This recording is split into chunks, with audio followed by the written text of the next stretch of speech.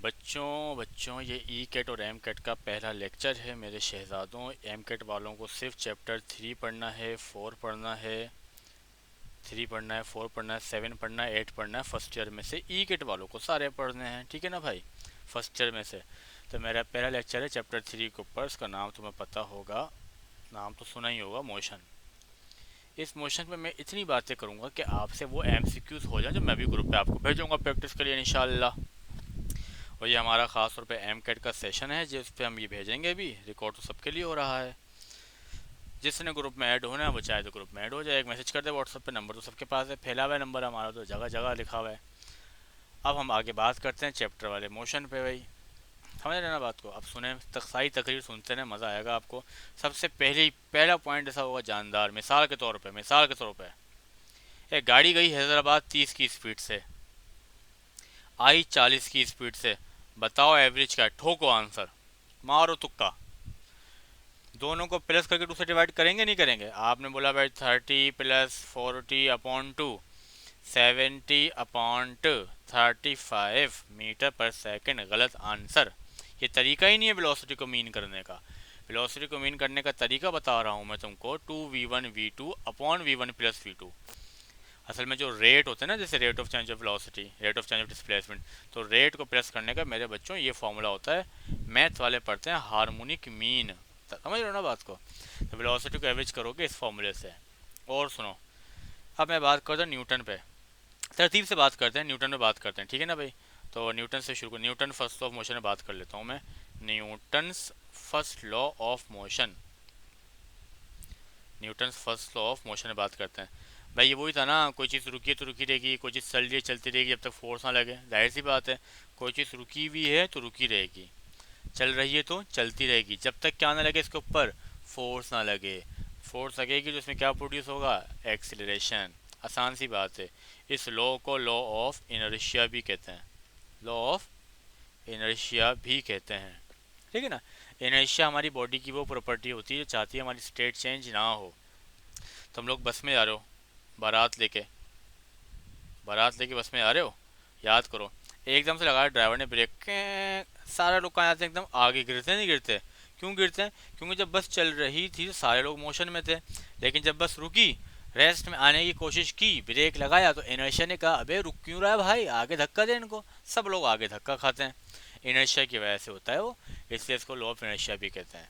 अगर मैं तुमसे बात करूँ सेकंड लॉ की, बात एम टिकट के हिसाब से हो रही है, बात बड़ी तेज तेज हो रही है, और तेज तेज ही होगी क्योंकि एम टिकट के बच्चों को तो सब पढ़ा हुआ है। हम तो यहाँ पर रिवाइज करवा रहे हैं, ताज़ा करवा रहे हैं। फूल तो तुम हो, मैं तो पानी डाल रहा हूँ कि चमक जाओ बस। समझ रहे हो ना बात को? अच्छा जी, सेकंड लॉ की बात करें भाई। सेकंड लॉ में कहते हैं कि जब फोर्स लगाते हैं तो एक्सलेशन प्रोड्यूस होता है, ठीक है भाई। वो मास के होता है डायरेक्टली प्रोपोर्शनल। फॉर्मूला तो लिख लेता हूँ मैं, फॉर्मूला लिख लेता हूँ, एफ इजिकल टू एम है, पता है तुम लोगों को। वो जो एक्सलेशन प्रोड्यूस होता है वो फोर्स के डायरेक्टली प्रोपोर्शन होता है और मास के इन्वर्सली प्रोपोर्शन होता है। कंबाइन करते हैं ये बन जाता है, क्योंकि यहाँ पे एक्सलेशन प्रोड्यूस होता है और एक्सलेशन ही डायरेक्टली है, एक्सलेशन इन्वर्सली है, इसीलिए इसको लॉ ऑफ एक्सिलरेशन भी कहते हैं। एम डी कैट में, ई कैट में ये बातें आती हैं, याद रखना मेरी बात तुम लोग। अब आओ थर्ड लॉ पे। थर्ड लॉ तो बच्चे बच्चे को बताया, हाँ वही यार जो तुम्हारे जहन में आ गया, जो तुम्हारे जहन में आ गया वही। हर एक्शन का रिएक्शन होता है। अब देखो एक एमसीक्यू आता है कि एक्शन और रिएक्शन फोर्सेस किस पे लगती हैं, सेम ऑब्जेक्ट पे या अलग अलग ऑब्जेक्ट पे? तो आज मसला हल करते हैं भाई। तो ये सरफेस है, ये तुम खड़े हो, डब्बा डब्बा डब्बा खड़ा हुआ है, वेट का लग रहा है नीचे की तरफ, वेट लग किस पे रहा है? इस ऑब्जेक्ट पे। लेकिन जब वेट इस पे लग रहा है तो मैं तुम्हें अंदर घुस के बता रहा हूँ, माइक्रोस्कोप को अंदर जाके बता रहा हूँ कि यहाँ पे एटम जो है ना सिकुड़ जाएंगे। एटम जो है ना, एटम थोड़े बैंड हो जाएंगे। एटम जो है थोड़े से ऐसे होते हैं ना एटम, जब तुम ऊपर चढ़े आओगे तो एटम यूँ हो जाएंगे, ऐसे हो जाएंगे ऊपर के एटम ना। तो पॉजिटिव पॉजिटिव करीब करीब आ जाएंगे, न्यूक्लियस क्या हो जाएंगे? करीब करीब आ जाएंगे। और पॉजिटिव पॉजिटिव को रिपेल करता है, तो नीचे के सारे न्यूक्लियस ऊपर के न्यूक्लियसों को ऐसे रिपेल करेंगे, वो फोर्स आप पे लगेगी। तो एक्शन फोर्स आप पे लग रही थी, लेकिन रिएक्शन फोर्स एटमों पे लग रही है। तो एक्शन और रिएक्शन फोर्स एक ही ऑब्जेक्ट पे लगती है या अलग ऑब्जेक्ट पे लगती है? तो हम लिखेंगे डिफरेंट बॉडीज। एक्शन और रिएक्शन फोर्सेज डिफरेंट बॉडीज पे लगती है, ये बात हो। इसका कोई नाम हम नहीं है, लॉ ऑफ एक्सलेशन था ना उसका, ऐसा कोई इसका नाम हम नहीं है। और ये बड़ा ज़बरदस्त काम था आइंस्टाइन का, सॉरी न्यूटन का, बहुत कीमती काम था ये, ठीक है जी। अब हम और आगे चलते हैं, और आगे चलते हैं, और आगे चलते हैं।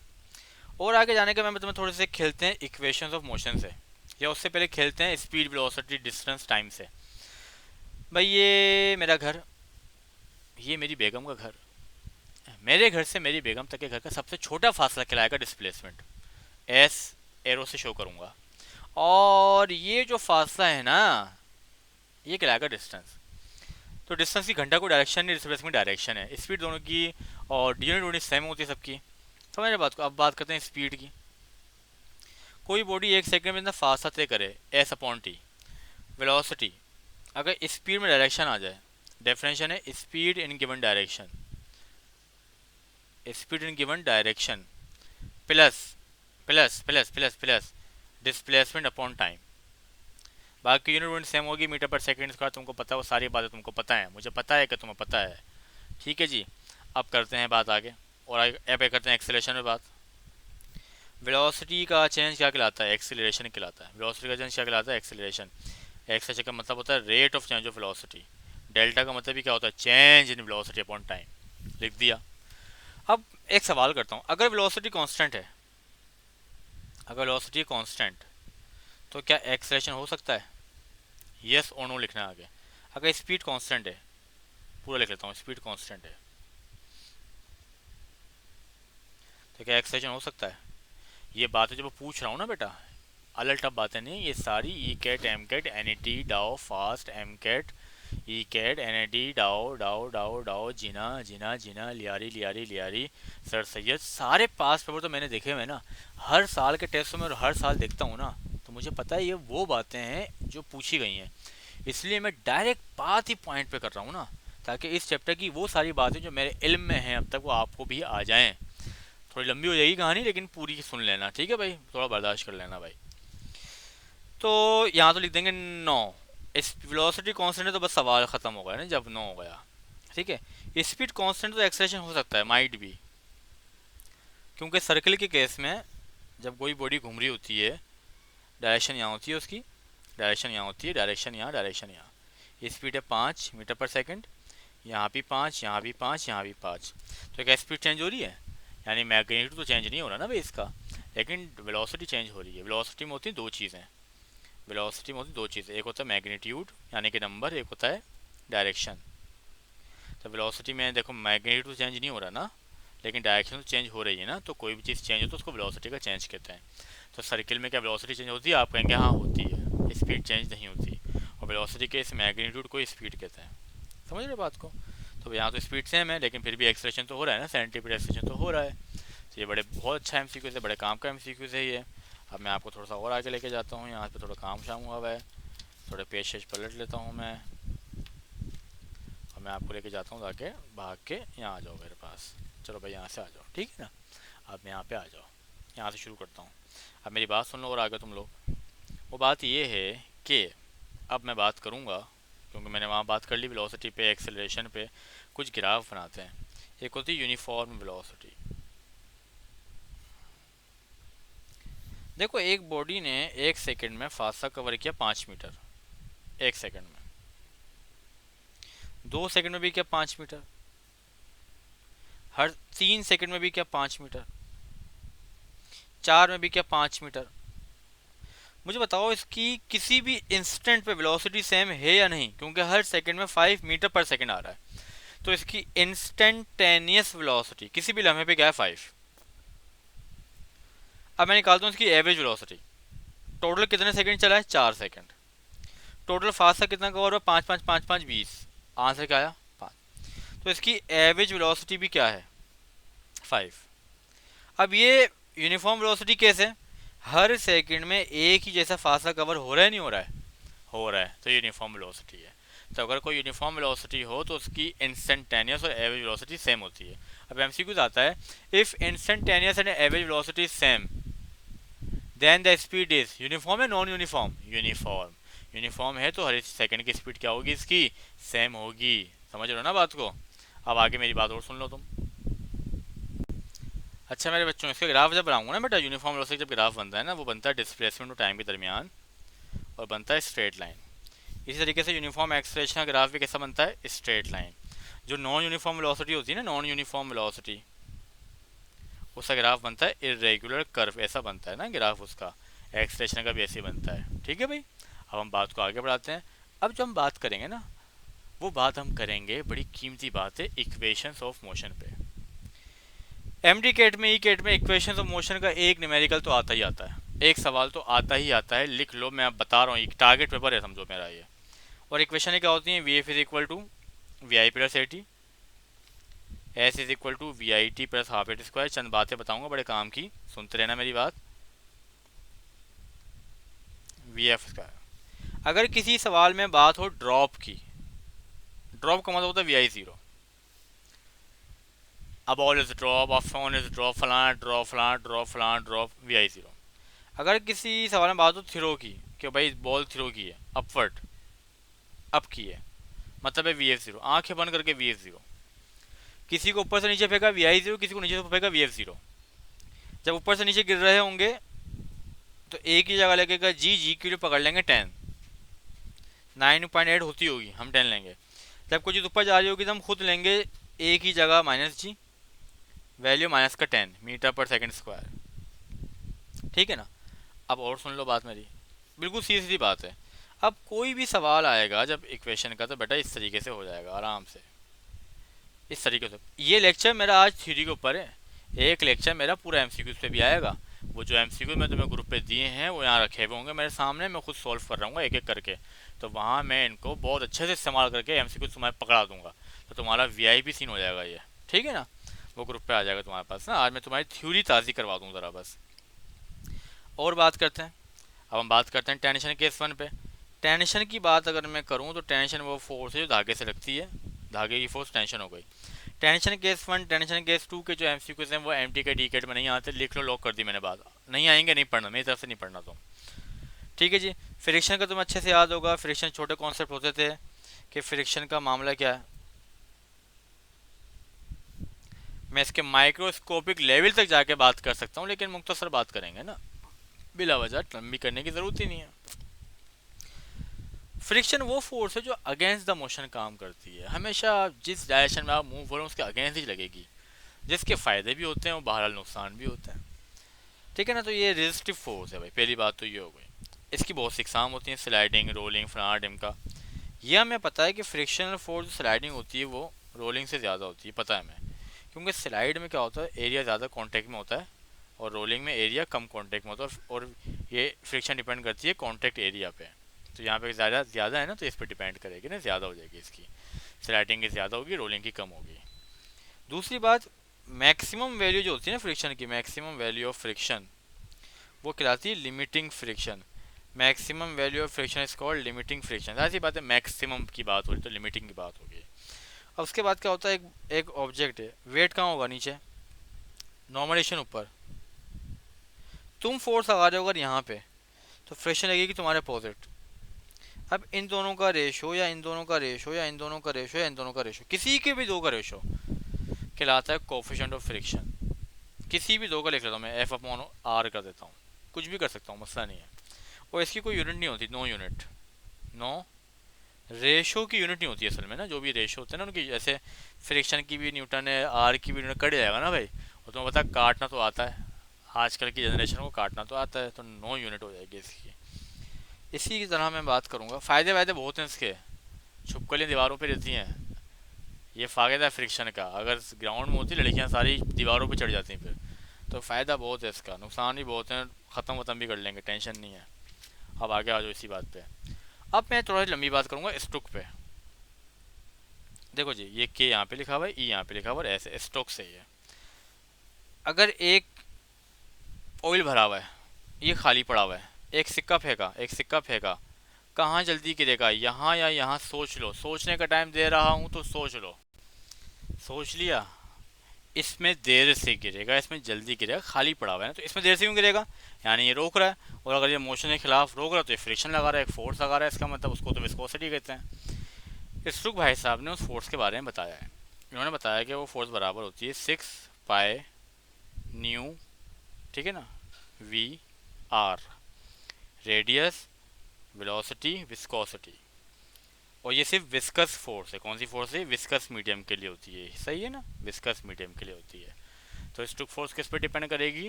विस्कोसिटी पे, वेलोसिटी पे, रेडियस। मास पे तो नहीं कर रही ना, बार बार पूछेंगे। तो ये वेलोसिटी है टर्मिनल वेलोसिटी। अब टर्मिनल का मतलब क्या होता है?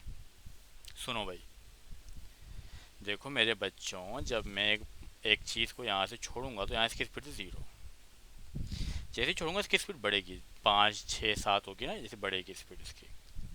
लेकिन फिर क्या होगा? ज़मीन की फोर्स यानी इसकी विस्कस जो ऊपर की तरफ लग रही है विस्कोसिटी, और नीचे वाला वेट बराबर हो जाएगा। और जब बराबर हो जाएगा तो अब ये कांस्टेंट स्पीड से रुकेगा नहीं, कांस्टेंट स्पीड से नीचे आएगा।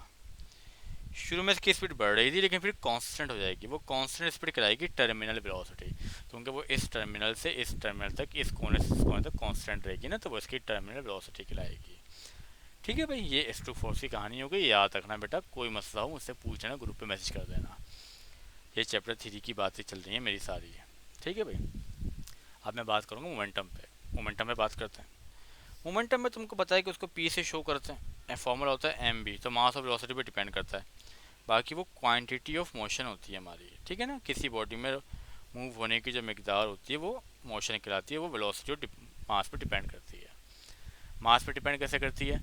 अगर एक भारी पंखा हो और एक हल्का पंखा हो, ठीक है ना, एक किरमिच की बॉल है और एक हार्ड बॉल है, मैं टक करूँ बल्ले से टक, तो किरमिच की बॉल जल्दी रुक जाएगी, मास कम है, और हार्ड बॉल देर तक रुकेगी। देखते नहीं हो स्टेडियम में बाबर आजम से यूँ करता है टक और चौका हो जाता है। जब हम लड़के ग्राउंड में खड़े होते हैं, शपाटर लोंडे सारे, तो वो बल्ला मारते खींच के बॉल पे, फिर भी वो जब ज़मीन से डिगड़ती भी आती है तो मिट्टी की वजह से रुक जाती है। हल्की बॉल होती है ऐसे रुक जाती है, भारी बॉल को हवा रोक नहीं पाती। तो जिसका मास ज़्यादा उसमें क्वांटिटी ऑफ मोशन ज़्यादा, और वेलोसिटी के साथ भी ये रिलेशन है। अब तुम्हें ये पता है कि लॉ ऑफ कंजर्वेशन मोमेंटम भी एक चीज़ होती है ना। मैं नई बात तो कोई नहीं करूँगा ना, पुरानी बातें चलूँगा सारी। M1 U1, M2 U2, M1 V1, M2 V2। तुमको ये भी पता है कि जब रिक्वाइल की बात हो, किसकी बात हो, रिक्वाइल, तो ये सब ज़ीरो हो जाता है, सिर्फ ये बचता है। मिसाल के तौर पर एक सवाल है, अच्छा सवाल तो मैं अलग वीडियो में करवाऊँगा ना, तो इसमें तो मैं काम की बात करता हूँ ना।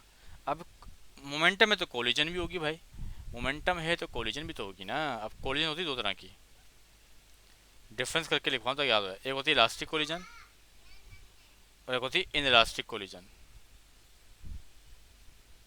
एक इलास्टिक कोलिजन है, एक इनइलास्टिक कोलिजन है, ठीक है जी। अब अपनी शक्ल दिखाओ इसमें आगे, मोहम्मद रहो एक मिनट, शाबाश, यहाँ दिखाओ मोहम्मद को, देखो इसमें, देखो इसमें, देखो इसमें, देखो इसमें, देखो कैमरे में, देखो यहाँ, देखो यहाँ पे, वाह। अच्छा भाग जाओ, चलो। इलास्टिक कोलिजन में, मोहम्मद तंग नहीं करो बेटा, जाओ यहाँ से। इलास्टिक कोलिजन में, bye bye bye bye. Elastic collision में काइनेटिक एनर्जी और मोमेंटम कांस्टेंट रहता है, कंजर्व रहता है, टकराने से पहले टकराने के बाद। इन रास्ते में सिर्फ और सिर्फ मोमेंटम कांस्टेंट रहता है, काइनेटिक एनर्जी कांस्टेंट नहीं रहती, तो वो काइनेटिक एनर्जी कम हो जाती है, डिक्रीज हो जाती है। इतना मशहूर एमसीक्यूज है यार, ये मुझे समझ नहीं आता क्यों पूछते हैं इतना। इलास्टिक कोलिजन में दोनों कंजर्व है, यहाँ मोमेंटम कंजर्व है, काइनेटिक एनर्जी कम हो जाती है, कम हो जाती है, कम हो जाती है, ठीक है ना। मैं यहीं तक बात करूँगा। इसके अलावा एक बात और थी मेरी, इंपॉर्टेंट केसेस हैं थोड़ी, चलो बात कर इंपॉर्टेंट केसेस से बात कर लेते हैं। मुझे एक बात बताओ, एक आल्टो है और एक आल्टो है, ये आल्टो रुकी हुई है रेस्ट, ये आल्टो चल रही है मोशन। इसकी स्पीड है 12, इसकी स्पीड 0।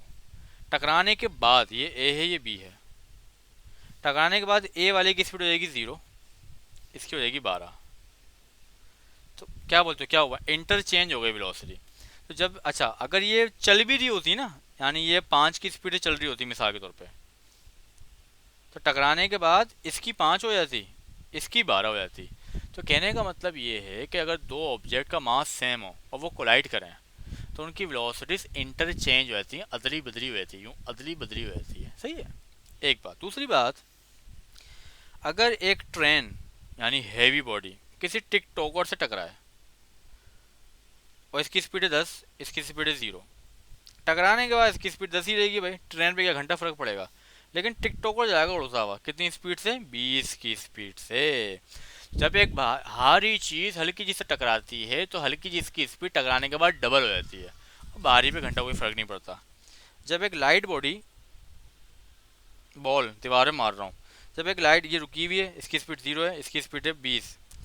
जब कोई हल्की स्पीड बाहरी स्पीड से टकराती है, जब कोई हल्की चीज़ बाहरी से टकराती है, बाउंस बैक हो जाती है, वापस आ जाती है उसी स्पीड के साथ। इस पर कोई फ़र्क पड़ने वाला नहीं। तो ये एमसीक्यू देंगे, घुमा फिरा के इसको देख लेना बेटा। बाकी बातें इंशाल्लाह नए लेक्चर में करेंगे, दूसरे लेक्चर में करेंगे। अल्लाह हाफिज़, खुश रहो, अपना ख्याल रखो।